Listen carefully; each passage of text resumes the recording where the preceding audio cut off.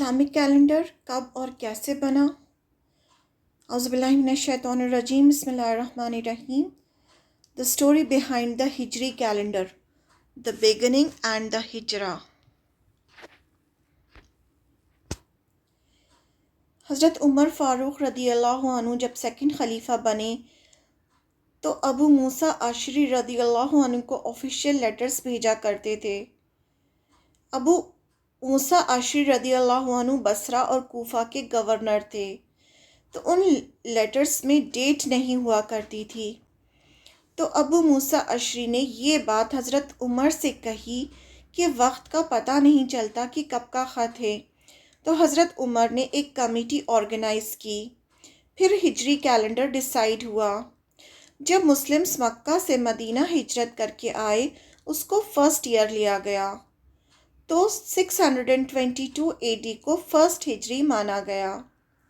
17 ہجری میں ہجری کیلنڈر وجود میں آیا، یعنی ہجرت کے 17 سال بعد یہ کیلنڈر وجود میں آیا۔ اس سے پہلے یہ اس طرح کا کوئی ریٹن کیلنڈر اس طرح سے نہیں مینٹین کیا جاتا تھا، لیکن جو زبانی جو ہوتا تھا اور جو بس لکھ لیا جاتا تھا ادھر ادھر، اس طرح سے ہوتا تھا۔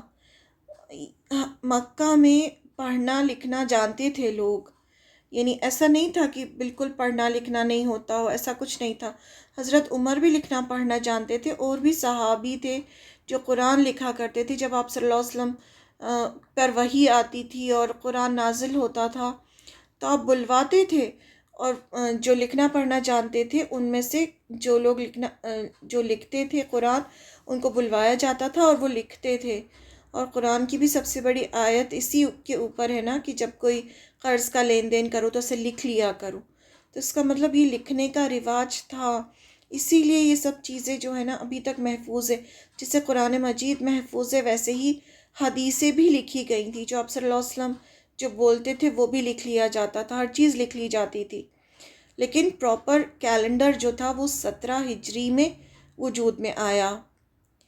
اس سے پہلے نئے سال جیسا کوئی کانسیپٹ نہیں تھا، اس لیے نئے سال کی مبارکباد دینا جیسے کچھ بھی نہیں ہے۔ 17 ہجری سے پہلے کوئی نیا سال اس طرح سے نہیں منایا جاتا تھا، نہ کوئی کہا جاتا تھا، اور یہ آگے بھی صحابہ نے اس کو نہیں کیا، ایسے نئے سال کی مبارکباد نہیں دی کسی کو۔ اس لیے اس کو اوائڈ کرنا چاہیے۔ نیا سال کو سیلیبریٹ کرنا کرسچنز کا طریقہ ہے، ہمارا نہیں۔ انفیکٹ یہ تو ایک الارم ہے کہ ایک اور سال گزر گیا۔ ہر نیا سال جو آتا ہے وہ ہمیں بتاتا ہے کہ کس طرح سے زندگی کا ایک ایک سال گزر رہا ہے۔ ہجری کیلنڈر ہمیں یاد دلاتا ہے کہ اس وقت کتنی مصیبتیں اٹھانے کے بعد اپنے دین کی خاطر مکہ میں جو تھوڑے سے مسلمان ہوئے تھے، انہوں نے اپنا گھر، بزنس، فیملی سب اللہ کے لیے چھوڑا اور دین بچانے کے لیے مدینہ آ گئے۔ حرمت والے مہینے۔ اب حرمت والے مہینے کیا ہیں؟ عربوں میں حضرت ابراہیم علیہ السلام کے زمانے سے 12 مہینوں کا کانسیپٹ چلا آ رہا تھا، جس میں سے 4 مہینے حرمت والے مہینے مانے جاتے تھے: ذوالقعدہ، ذی الحجہ، محرم، اور پھر رجب۔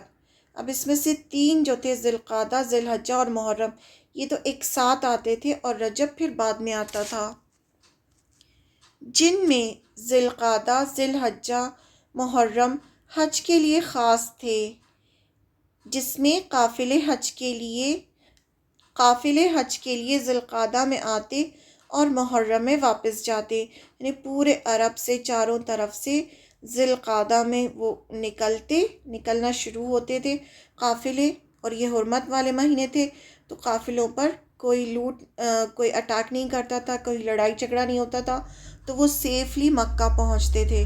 پھر ذوالحجہ میں وہ حج کرتے تھے، اس کے بعد اپنے جو بھی تجارت کرنی ہوتی تھی، مکہ جو تھا سینٹرل پلیس تھا پورے عرب کا، تو وہاں پر سب سے بڑا بازار لگتا تھا اور وہاں تجارت ہوتی تھی، اور پھر محرم میں وہ لوگ واپس جاتے تھے۔ تو محرم تک یہ 3 مہینے جو تھے وہ حرمت والے مہینے تھے۔ اس میں قابل احترام مہینے تھے، مقدس مہینے تھے، عزت دار مہینے تھے، تو اس میں کسی پر بھی اٹیک کرنا، لڑائی جھگڑا کرنا، ہر چیز منع تھا، اور ابھی بھی یہ حرمت والے مہینے ہی ہیں، ان میں لڑائی جھگڑا کرنا یہ سب منع ہے۔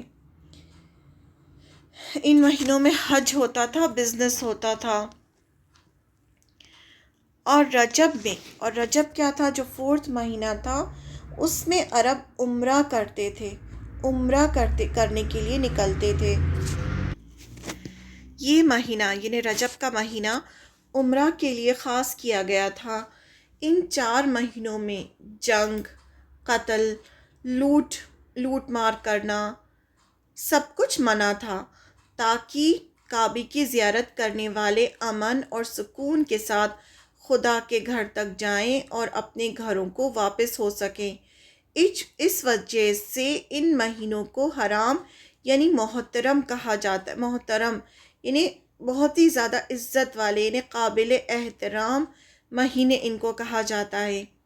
ان مہینوں میں لوگ حج کے لیے نکلتے اور بے خوف ہو کر حج کرتے تھے۔ بے شک جب سے اللہ نے زمین اور آسمان بنائی، تب سے سال کے مہینے 12 ہی ہیں، اور ان میں سے 4 مہینے حرمت والے مہینے ہیں: رجب، ذی القعدہ، ذی الحجہ اور محرم۔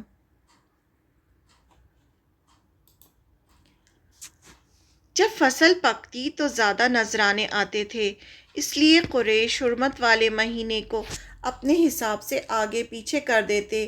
اس کو نسی کہتے ہیں۔ اب یہ قریش کے اندر اور جو یہ مشرکین مکہ تھے، ان کے اندر ایک بدعت چلی آ رہی تھی کہ جب یہ حرمت والے مہینوں کو آگے پیچھے کر دیتے تھے اپنے حساب سے، یعنی حج کے زمانے میں وہ اعلان کرتے کہ یہ مہینے کی جگہ اب یہ مہینہ ہوگا، اور ہم 12 کی گنتی بعد میں پوری کر لیں گے۔